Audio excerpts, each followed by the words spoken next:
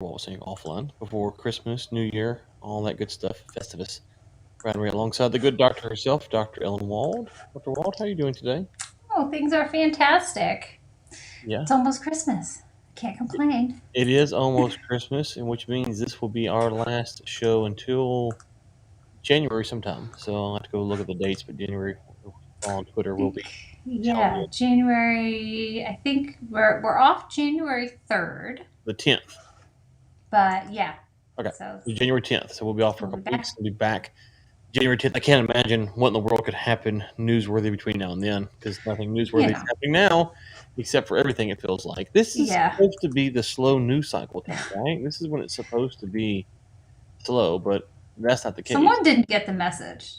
Like, Come on, people. yeah, Europe. Couldn't you get the message? Like, stop with the out of control energy prices. Oh, gracious. Okay.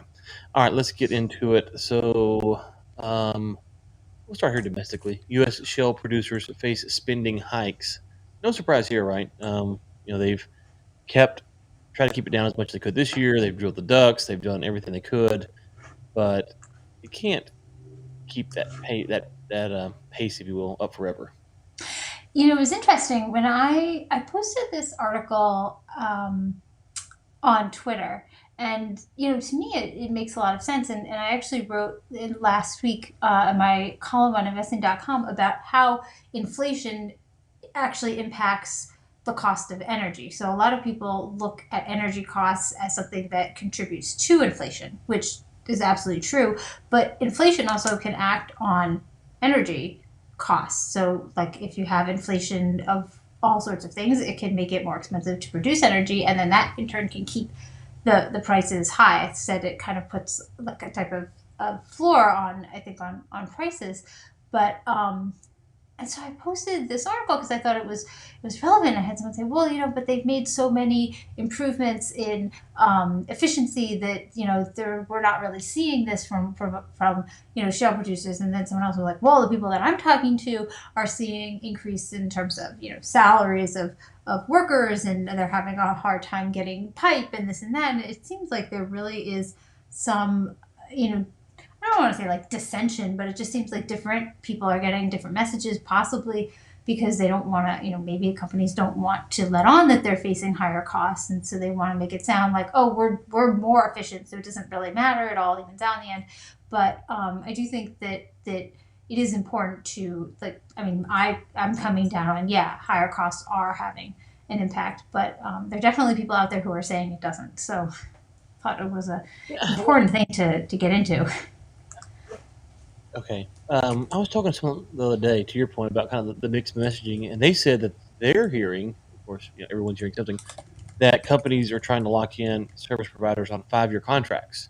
And so they're trying to lock their prices in for the next 5 years. Ooh. So, of course, when you say service companies, it has different meanings to different people. But if you think about that, if you could lock in 5-year service rates, well, then you might can mitigate some of that inflationary prices, right? It's a good point. If you think inflation is going to get worse, then you want it's like hedging, kind Hmm. of reverse Exactly. hedging, I guess. Exactly. But if you're going to have to drill wells to keep your production up, which is really the thing here, if you're going to have to drill wells, then your cost just has to go up. If you've finished most of your ducts or a good percentage of your ducts, and you're going to have to drill next year to keep the cash flowing, then your cost goes up regardless of what the other rates are, because drilling new wells is more expensive than drilling the ducts, right? So I mean, Yeah. it's I like, mean that. Yeah. so aside from Exactly. these other issues, just that alone is an increased cost. Yeah. Exactly. Exactly. So I think it's interesting. So they're saying a peer group of 21 public shale oil producers, excluding major oil firms. So we're not talking Mhm. about like the Exxon and the Chevron, but we're only talking about public companies. Oh, sorry. So yeah, this is about upstream spending. So they reinvested only 46% last year, despite strong cash flow from operations. Last The quarter. historic, yeah, yeah, last quarter. The historical average is apparently was 130%. So I thought that was interesting, but this line was even more interesting. But spending by private operators has picked up strongly this year as oil prices have risen. This has contributed to rising costs for rig hire, drilling, and completion. Private sector firms account for 2/3 of the drilling activity and a third of completions this year. This is according to Rystad. So it does seem like if you're only looking at public companies, you're really not getting the whole picture of what's going on because the public companies may not be spending money, but private operators are putting in money. Right, and that's been kind of the tale. It feels like is that if you are a PE-backed group that has, the private equity group that backs you is very much pro oil and gas, willing to go drill, you're in a good spot. If you're not backed by that kind of group or you're publicly traded, it kind of depends on who your shareholders are or who the group's backing you is, because that will put a lot of pressure on, as we've seen with Exxon or Chevron, some of these bigger companies, where they're going in the future. Okay, got a question here. What about labor competition? What if company A will offer a competitive salary to a driller of company B, so there's a wage increase in the sector? Yeah, of course, that's quite possible. I've always contended for a few years now that it would be the wise for these companies to, basically keep on retainer who they like working with, because that goes into a lot of productivity, right? So you like working with a group, you feel they're a good team. A company might have 4, 6, 8, 10 teams or whatever it is. Why don't you keep the same team that you have? Yeah, I see that. Stu coming in here. Come on, Stu. Well, it's obvious, but Stu, you don't got to say it every week. So yeah, here I am thinking I look kind of washed out, despite my brand new ring light, which everyone can see in the horrible reflection in my glasses. Yeah, so labor competition is a thing. I think the point I was getting at a minute ago is that just if you're going from ducks to new drilling, that's just more expensive, regardless where all these other debates come in or not. So, okay. Yeah, I just think like 2/3 of the drilling. I mean, if private sector firms are accounting for 2/3 of the drilling, you cannot discount them. But there's also the fact that they're private, so we may not even really be able. We may not know everything that they're doing. They don't have to make disclosures the same way. That's so right. There could be a lot going on. We don't know how much they're paying for this and that and the other thing. So we can see the rig counts, but that's about it. Okay, let's go to the financial review. Europe's roller coaster energy market is now at the mercy of weather. That's not a good thing to be at the mercy of. Like, I'm not a genius here, but it feels like you don't want to be at the mercy of the weather. That's why humans moved indoors, air conditioners and heaters. We've got houses, is to not be at the mercy of weather. That was the transition there. We went from hunter-gatherer to robust economy. Like, that's the whole thing. Yeah, this is a problem, and if you've been following the European energy situation, it's evolving like by the hour. I think this article actually comes from Bloomberg originally, but I don't like their paywall, so I always try to find things somewhere else. Well, this got a paywall. Apparently, I've reached my limit for this. Yeah. This article anyway. Oh boy, so much for my attempt to go beyond the paywall for our listeners. Anyway, yeah, it says so on Friday, natural gas prices plunged as Russia decided to supply the market in the 11th hour. However, since then, and I think I tried to update this on Twitter, the Russian gas exports to Europe via the Yamal pipeline have fallen, and apparently now they're being reversed. I'm not entirely sure what that means, but other than that, Europe is not getting nearly as much natural gas as it needs to meet its needs. And there are reports that various countries, France being the most recent, are turning on their oil-fired power plants. Oh yeah, because those are much cleaner. Those are ESG approved, obviously. Yeah. So it's you can you can watch the prices rise and rise and rise, but at a certain point, when you hit the point where you've got to start doing rolling blackouts, or you've got to turn things off. They were saying, I think earlier there was someone who was saying that certain industrial plants may decide to halt operations because they can make more money selling power to the grid than they would taking power and producing products. So they may that's something to look out for. And I was kind of wondering how much this power crunch or this energy crunch will impact Europe's GDP at this point, because which is of course kind of difficult to measure because you've got all this like COVID stuff Yeah. going on, and so you don't know like what's affected by the power grid and what's affected by the energy crisis and what's affected by COVID, and then of course, as I apparently waded into the conspiracy theorists. I don't know if you saw on Twitter the other day. I think it was Sunday. I said someone suggested that maybe some of the COVID restrictions in Europe are really an excuse to close things down, to curb energy use because of the energy crisis, which is like a little bit conspiracy theories, but to me, like, hey, I mean, like that seems like obvious to me. But well, I mean, maybe Big Oren called me a conspiracy. Said that was, excuse me, I believe the phrase was bollocks. That's what Big Oren said. Yeah, and then I asked him if it would be cultural appropriation for me to start using the phrase, that's bollocks. Well, regular parlance. Listen, if Big Oren disagrees, then I agree. Okay, a couple things. One, there is plenty of reason to suspect that all kinds of nefarious things are going on. I mean, we have people being locked up in camps in Israel. I mean, not Israel, in Australia. Australia. So so Big Oren can just pump the brakes there just a little bit, brother, and read the news. That aside, we've got okay. I want to come back to this. But let's go to the next story because this ties in. Because it talks. This is from Reuters. It says EU leaders agree on new sanctions with the U.S. if Russia invades Ukraine. So let's let's talk about this for a second here. We have soaring energy prices, right? You have COVID breakouts. That's air quotes for the listeners. And then you have threats of sanctioning Russia, who you need to get your energy baseload from. They're really in a pickle here. Like there are not a lot of good options. So if you invade Russia and Russia goes, okay, well, you're going to sanction us. If Russia invades Ukraine and EU's like, we're going to slap on some sanctions, and Russia goes, okay, well, we're just not going to send any more that way. What are you going to do? And so they've kind of painted themselves in this corner to where they don't have a lot of good options.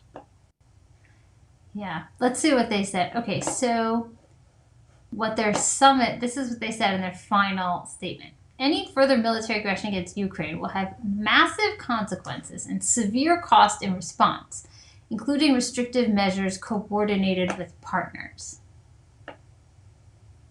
I'm not sure what that means. Let's see. So no sanctions were actually debated at the summit. Diplomats have said new measures could include targeting Russian oligarchs. Gee, that sounds effective. Yeah.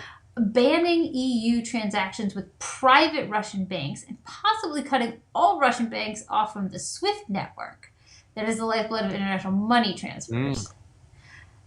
The SWIFT network thing could be interesting, but everything else seems like it means diddly squat. Yeah, the SWIFT network, I think, would be, of what you listed there, the only thing potentially of substance. Yeah. So around that, but that's. So I guess the question is, would that make it impossible for Europeans to pay for Russian energy?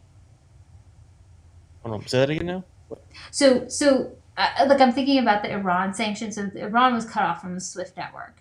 Mm-hmm. And you saw everyone go, like they would use that Bank of Kunlun to buy oil. Mm-hmm. So if they cut Russia off from the SWIFT network, would that make it impossible for like Germany or whatnot to pay for its natural gas? So would that basically affect the energy sanctions because they are sanctioned because they can't pay for it? But or do they just like hold it in account? And I don't know. Yeah.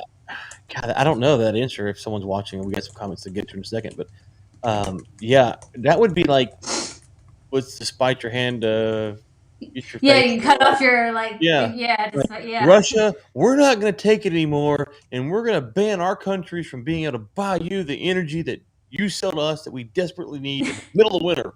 Take that as people freeze to Putin's death. like, Yeah, it seems yeah. like that's a bad idea. Okay, here a couple comments real quick. Stu, Ukraine issue, the pipelines from Russia run through there. Does the potential political strife make any potential difference? Yeah, I heard someone a while back talk about that they think that don't get me wrong, maybe I'm misquoting here, but I believe the Russians are not happy with how the Ukrainians are handling the tariff charges going through there. That's my I want to say that's what I remember hearing. Is that what your understanding is as well? Yeah. I mean, there were definitely issues with that, and like Ukraine was upset because they said that like Gazprom wasn't maintaining the pipes well, and then Gazprom was like, well, it's Ukraine's fault, and I think there were um, a lot of issues in terms of their let's see. The weird thing is that Moscow sees all these troop maneuvers as purely defensive, meaning like, are they scared that Ukraine is going to attack Russia? Well, right. So from the Russian, the argument would go that the Russians view the NATO stuff as an act of aggression against them, and Uh, so okay. they're moving their stuff as protecting their border from NATO. Now you can debate whether that's a viable defense or not, but Yeah. that would be their argument is that hey, we're kind of minding our own business and you guys are constantly doing stuff and you're threatening us Yeah. is how it would go. So Apparently, Lithuania is concerned that Russia might use Belarus as a staging ground for its military. we're gonna have to get the Yeah. game of Risk out and just like Yeah. play that a Or few yeah. times. Let's get our trusty globe. Globe. Okay, yeah, Belarus. I can see why Lithuania would be afraid of that because if they get into Belarus, Lithuania does not have a border with Russia. But if Russia goes into Belarus, Lithuania does have a border with Belarus. Um, so yeah, I can see why Lithuanians might be concerned about that. So Yeah, I mean, personally, I see this is probably the biggest geopolitical concern, like for the end of the year. Like, remember when we were all concerned about like the South China Sea or this or that? I would say that like tension there is probably the biggest energy geopolitical concern. don't let me remind me about the South China Sea here in just a second because I've got Okay. some news on that Sergio Chapa Ooh. tweeted out today. So the Europeans, though, they are royally screwed if they're not careful because they are dependent. And this is for those of you who don't know. Ellen used to appear on a show I had called the Energy Week podcast, or no, not the Energy Week podcast. It's this one, the Global Energy Leaders podcast. Yeah. And these issues we talked about way back then. This has been 4 or 5 years ago about how the Europeans were setting themselves up for this problem. And my argument was then and still is today: if you want to buy from the Russians because it's cheaper, more power to you. But don't come whining when the Russians it doesn't work out with the Russians. That's the Yep. risk. So if you want the cheaper stuff, good for you. No sweat off my back. But you can't whine that you got a bad deal from the Russians or it's not working out. The Russians are aggressing or whatever the Russians are doing. Don't whine because that's like, okay, well, what do you think? You want cheaper energy? I get it. Now this is what you get. So that's Yeah. part of the problem here. Okay. Whoa, let's see here. Dr. Ellen, you are right through the next of Oh. 2022. Oh, I like that. So there you go. A+ comment. There we go. Says, watch the chess. Putin is a master. He is a master. I think he's more of a master because he understands what his advantages are and he's not afraid to use them. Whereas I think a lot of other leaders aren't. They don't really have a sense of like these are my advantages or if they have the advantages, they're totally unwilling to ever use them. And they're not really thinking about it in terms of like realist strategy and yeah. But I think that Putin generally operates like he's saying like what's in my best interest, what advantages do I have, and how can I deploy them? Which in my mind is if people would understand that more, I think they might react better to Putin. Yeah. Okay, so we're going to go to China now because I teased that. Yeah. So this is from my good friend Sergio Chapa at Bloomberg. It's a tweet today. Um, this is, I guess, Bloomberg data. It says data. China has emerged as the top buyer of U.S. LNG in 2021. Chinese companies signed nearly half the supply deals this year, roughly 45% of production. Okay. Really? Yeah. Wait, does that make them the top buyer or the top contracts? Did they buy on the spot market or they're signing the long term contract? Sorry, can you Yeah, go over I'll that read it again. It again? says China Yeah. has emerged as the top buyer of U.S. LNG in 2021. Okay. Chinese companies signed nearly half of the supply deals this year, roughly 45% of Oh, production. So, um, wow. yeah. So I thought about this, and we have another China story. But to your point about the South China Sea, Yeah. we always hear about the war drums between the U.S. and China, and it's these type of stories that give me pause that maybe we're not as clear, we're not as near onto a war as people would have us believe. Because if they're dependent Yeah. on that much LNG from the U.S., um, Yeah. perhaps perhaps there's a lot more going on here than So else. they're going to bite the hand that feeds them. Right. So I mean, perhaps they will, but that's a lot of LNG to get 45% of the U.S. Yeah. production in 2021. So it's not like they're Yeah. um, anyways. So It's interesting because I just read something that was saying that, up until basically now, it was Asia was buying all the LNG spot cargoes, and now it's actually just shifted to Europe. mm, So it makes sense then mhm, yeah. yeah. And so I sent you the tweet, Dr. Waltz. If you want to Yeah. stop at the I'm show gonna put notes, that he in the has a show list. notes. Yeah. He has a list of the other people that weren't Chinese in there as well. So you can That take a look. is really interesting. Yeah. That So is to your definitely point, something to keep an eye on too. right. So you got France, Poland, Bangladesh, and then Latin America, and then portfolio, which I'm guessing is for their internal use for the company that bought it. So, anyways, okay, all right. They don't have to take the U.S. out. Oh, yeah, Stu. They don't have to take the United States out. We're doing it on our own without any help. Yeah. Oh, okay, well, obviously, Stu, that's a little bit on the nose, though, there, brother. Okay, let's see. Continuing with China. China's energy transition, walking a thin line between decarbonization and disruption. Yeah, is it really walking a thin line? Is it? Yeah, I don't think so. I think it's just nothing. I don't really think they're decarbonizing. I don't think there actually is an energy transition. I think that they have a motivation to, um, you know, supply cleaner air and cleaner water for both their own people, but also for foreigners, especially coming up with the Olympics. But I just don't see China as like seriously decarbonizing or anything like that. Well, this goes back to I you don't talk know. about with Putin. Here's the thing that Putin or Xi Jinping or whomever it is, they can't avoid. If they make their people wealthier, their people will demand that they clean the air, they clean the water, right? And so Yeah.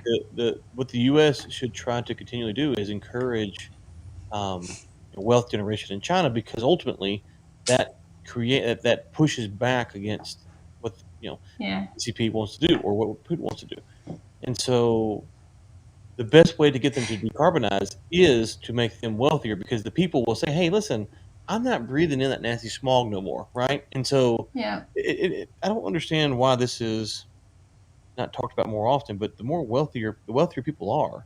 I'm not talking about necessarily Bill Gates wealthy, but just from extreme poverty Yeah. to a little bit of wealth. The more demands that you place upon the people who live around you, that's just that's just basic to how things work. And so the wealthier you become, the less tolerant you become of the smog or the waterways being polluted. And so Hmm. if you want to decarbonize China, then make their people wealthy, open their economy up. I gotta say, this infographic is like quite beautiful and quite, like elaborately done, but I just don't think it's very useful. Yeah, It's basically saying where China's CO2 emissions need to be by sector. So they're basically saying in order for China to get to net zero, here's where they need to be. It says for 2022, that's next year. mm, Peak emissions. Does anybody actually think that China is going to hit peak emissions? No. next year? No, absolutely not. Forget it. 2024 oil demand in the transport sector to peak? Come on. No. It's just forget it. It's like what's the purpose? I mean, yes, it's a beautiful infographic, and Ivy and Eric Yep and Junaid Raymond who made it are phenomenal graphic designers and infographic and whatever. But like it just strikes me as profoundly unuseful because it's so unrealistic. Like why are we even bothering? Take that off. Yeah. Well, you're asking the fundamental question that needs to be asked, but won't get much of an answer. So, and then one other point that I wanted to add yeah, is so it says in here Chinese policymakers and top power utilities have adjusted their stance on coal fired power generation after the crisis and called for a more realistic assessment of the energy transition instead of impulsive plant closures that endanger energy security. Well, maybe that's so, but one of the reasons that they were closing coal mines in China had nothing to do with the environment. It was because they were deemed unsafe. And they wanted to close these mines that were, might kill people, which goes to your point about like the wealthier people become, the less they want to like send the less they're willing to go down into coal mines where they could potentially die, and they want better safety measures. So it was, they could say, oh, we're closing our coal mines, and then they end up reopening them anyway. So I just think that like we may be looking at it through the lens of climate and carbon and all that, but China is not necessarily looking at it that way. Well, and here's a quote. It says, "Like it or not, we still cannot get rid of coal-fired power in a relatively long period because we need it as a ballast that ensures energy security." And so, I don't think even they think it's realistic to get rid of it anytime soon. Okay. Exactly. EV stocks tumble after your favorite senator rejects Biden's climate and social plan. Oh yeah, I like this one because well, yeah, you want to know how much they were apparently Biden's climate and social plan was going to offer a $12,500 tax credit to buy an EV. So what does it say that after the plan whatever is not going through that the government's not going to subsidize your EV to the tune of over $12,000 that all of these shares in these companies went down. It's like, but don't you remember all those like forecasts where they're like the EV market is going to explode? I thought it was going to, if those are right, then why would the shares in the companies go down? It's, if the EV market is going to grow that much, regardless of government intervention, then what's the deal? Somebody must be wrong here. Could the EV market not actually be primed to? How many EVs do you think would have been sold with the $12,500? How many? Serious question. How many are there to sell? Well, yeah, that's the thing. I mean, apparently all these companies are ramping up EV production, like Ford and Toyota, which, I mean, that's what they claim. I mean, what is it? I just saw something about Ford saying like how many EVs they're going to make.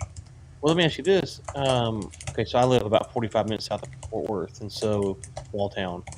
But the parking lots, the car lots here have been pretty empty for a long period of time.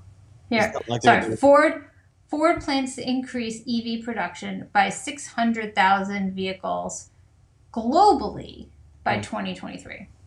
So that's next year. Okay, not next year, but this year. But that's also globally. No. I'm with you. In the U.S. It's not even. It's these tax credits. Unless they go 2023, you wouldn't even be able to cap it. Yeah, but, I mean, I think some people will. Sorry, you go ahead. No. I was saying, are y'all seeing car shortages in Jacksonville? I don't know because we haven't started looking for a car yet. And I'm not going to buy an EV regardless because but I know there's like problems getting used cars. Yeah, I don't know about new ones. Yeah, there's one lot we drive by because it's just on the way to town. I think it's either Chevy or GMC. I can't remember which one it is. and they just about for the past, I'm not kidding you, 3 or 4 months, would rarely have more than a dozen new trucks or cars out there. It was empty, like empty. This is new cars, not used, and so the Ford and Toyota places are further up down the road, so you don't drive past those as naturally. But it was weird just to see how few cars, because you think a new car lot, full of new cars, and that's just not the case. Hmm. So there's obviously been some kind of production problem. I know a guy who bought a new Toyota, and he had to pay like 2,000 over MSRP because they're so short on them. So you think about this, the struggle with the general car production of new cars, and then you say, well, we're going to try to increase EV production, which would seem to put a greater strain on the supply chain, right? If you're trying to get more rare earth minerals and stuff. Yeah, I mean, I also just wonder, like, in this environment with this kind of inflation, how many people would even be able to afford an EV, even with the tax credit? Because, like, cars are so expensive now. Mm. And, the shame, the worst part of it is really the best thing to do, like, is a hybrid. Because, You get both, but those are, like, the most expensive. are they? Yeah, I think they're really expensive. I don't know. But it just strikes like apparently there are tons of people who want to get this like new Ford electric truck. Oh, I've heard about that. Yeah, Yeah, but and it you just put more strikes me people as on the. like are people who are gonna buy an EV? Is the tax credit really going to motivate them to do it? I don't know. I mean, I can see people get it as like a second or third car because you can just like drive it around town and not have to like worry about range, Well, which we're going to yeah, talk I about think that's the next. thing, right? There's only a certain demographic, and it's a large number of people. It's not like it's small that actually fit into this. Who would benefit from buying an EV? I wouldn't buy one right now because I hop in the truck and go to Midland or Houston or Right. Yeah. wherever. I drive 8 hours sometimes, and so I need something that can get me there. I don't want to stop and charge and all that stuff. So I'm not in that class. My wife generally would be in that class, but we still go on long trips in her car sometimes. So probably we would never buy one because of that. But if they were selling, so my wife has a Yukon XL and I have a Ford F-250. We're we're guzzlers. We're polluters. But if they had a new one for 12,500 off, I might consider it. But you got to think for a new F-250, they're like $80,000. Yeah. You can get a What's used one that's really good shape for a lot less than 12,500 off. You can get one for like 50,000. That's 30,000 off. And so we consider it, but probably not. And so I don't know what EVs are running for, but if EVs running for 35,000, you're getting 12,000 off, then I can see it. I guess the price point would be, yeah. um, whether or not you see a lot of these turnover or not. And would it be the Yeah. first year you get it off? You take it off the first year, or is it like a I don't know. Just that that's like the credit that they're offering. yeah? So Hmm, yeah, I mean, I think it makes sense if you're like my in-laws got like a plug-in hybrid, I think, and they like never have to put gas in it or anything because they like go to the beach and the supermarket and that's it. right. Like they don't really drive it that much and it like recharges itself. So, like they'd be the perfect people because they don't actually drive it like very much. So maybe it's all aimed at the boomers. There you go, boomers. Buy Buy all the EVs. EVs. Okay. Final Well, too story. bad. Build Back Better is apparently not. Apparently it's dead in the water for now. So. Biden said that he's going to work something out with Joe, so we'll see. Oh really? Yeah, that's how he ended his presser. So we'll Oh. we'll see. We'll see. Okay, final story, I guess, of the year. Let's see here. Battery storage soars on U.S. electrical grid. Oh, Dr. Wald. Ah. Mm. Okay. Companies are poised to Yeah, so fall. this was an interesting article, I would like to say, because I hate. I should not say that. I should not say I feel like. The You know. headline, I know, the headline was not, I thought, the most interesting part of the article. What was interesting is, yes, okay, they're building more big battery storage with the idea that they will store energy produced by solar and wind. Okay. So, where are we currently? The US has had less than a gigawatt of large battery installations in 2020. That's what they had in 2020. 1 gigawatt of large battery installations is roughly enough to power 350,000 homes for a handful of hours. A handful. That's like 5 Handful. or less. Yeah. We're on pace to add 6 gigawatts this year and another 9 gigawatts in 2022. What are we doing? Like, where's the cost benefit? I'm sorry. Mm-hmm. How are you ever like thinking that this is a viable thing to do? Okay, so yeah. So let's just round it up and say 1 gigawatt does 500,000 homes for 5 hours, right? So you would need 5 times that for a day, right? Roughly. Good math live is dangerous. So Yeah. and that's so that's for 500,000 people. That's not a lot of people. That's you talk about these big cities. I don't know what the population of Jacksonville is, but it's probably more than that, huh? Yeah. So I think so about a gigawatt. Yeah, it's just I think like you cannot like like this point is so like I don't know, it's a statistic or whatever, but it's like incredible. Like it tells you so much. Like what are they doing? Wait till you get to part of California. well, and this is at the current level of demand, right? So if you start putting those EVs on the grid, then these numbers would change. Oh yeah. Then okay, on top of that, you got this. So okay, so it says demand for this stuff is growing. A surge in battery development has potential to, well, they think substantially change. Okay, maybe not. Where are they talking about? Here we go. California is driving much of the U.S. battery market's expansion. It is racing to secure power to make up for the impending closure of several gas-fired power plants, as well as a nuclear facility that provides nearly 10% of the electricity generated to the state.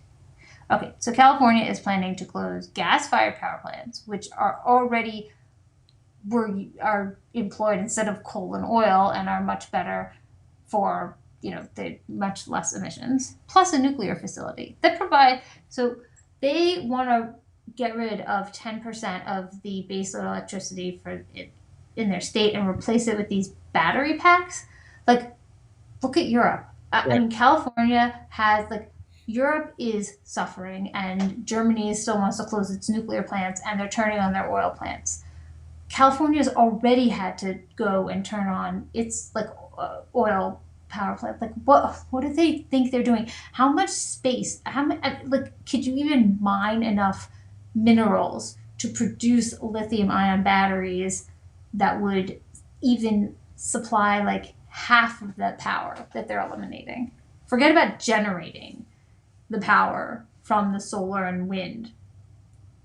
Could they even build? Is it even physically possible to build enough of these things? And also, by the way, I'm sure you have to have electricity to keep them cool, right?